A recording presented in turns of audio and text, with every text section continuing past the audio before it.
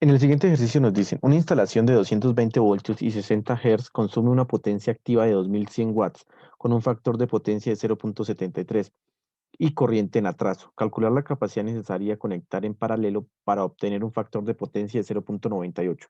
En este ejercicio tenemos que fijarnos que nos están diciendo que es corriente en atraso, es un circuito inductivo, lo cual nos piden hallar capacitancia, la capacidad de un capacitor para ponerla en paralelo y que nos dé este factor de potencia. ¿Sí? Entonces, desglosando el ejercicio, sacamos los datos, el voltaje, la frecuencia, sacamos la potencia activa, sacamos el factor de potencia 1 y el factor de potencia 2.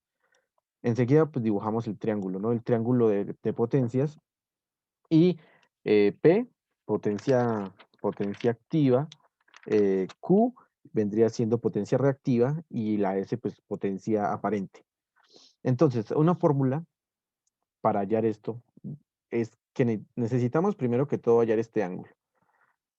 Entendamos el ejercicio. El ejercicio nos está pidiendo que tenemos que corregir una, una potencia reactiva. Tenemos que corregir, por eso se llama QC, la potencia que vamos a corregir, y tenemos que hacerla llegar hasta este punto, ¿no?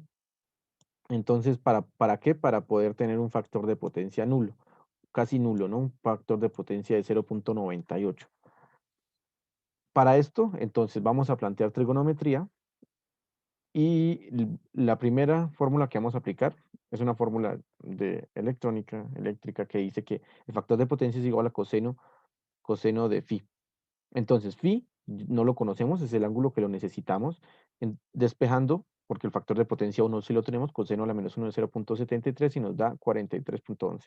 Listo, tenemos el ángulo. Ahora vamos a hallar Q completa, la necesitamos. Entonces, usamos trigonometría, tangente, entonces nos queda P por tangente de phi, entonces queda 2100, tangente de 43. Esto nos da una Q de 1965,83 voltiamperes reactivos. Listo, enseguida, pues necesitamos sacar el otro ángulo, que es el ángulo que está acá, este ángulo, el del triángulo verde, y para eso, pues obviamente volvemos a aplicar la fórmula, porque tenemos el factor de potencia 2, al factor de potencia que queremos que llegue el circuito. Entonces, phi 2 es igual a coseno a la menos 1 de 0,98. Y phi 2 nos queda 11,47. Ese ángulo nos vale 11,47. ¿Para qué hacemos esto?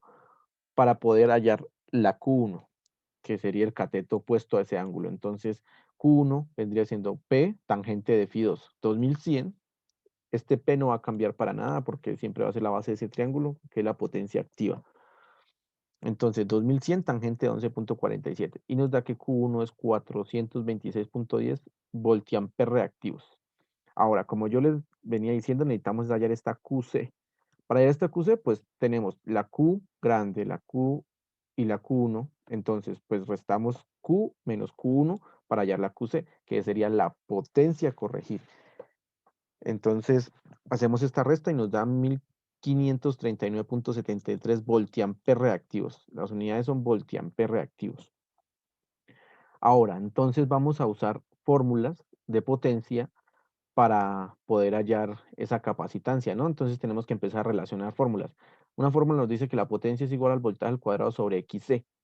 ¿XC qué es? XC es 1 sobre 2pi F por C, donde F frecuencia, C la capacitancia. Y este es el valor que nosotros necesitamos. Esto es lo que nos están pidiendo, capacitancia que necesitamos para poder conectar.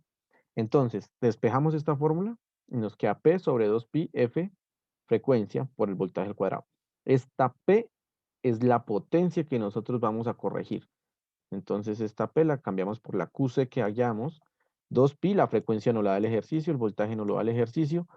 Simplemente reemplazamos en fórmulas y hallamos que el capacitor que necesitamos conectar en paralelo tiene que ser de 0,84 microfaradios para poder llegar a este factor de potencia. Entonces, este era el ejercicio, eso era todo lo que nos estaban pidiendo.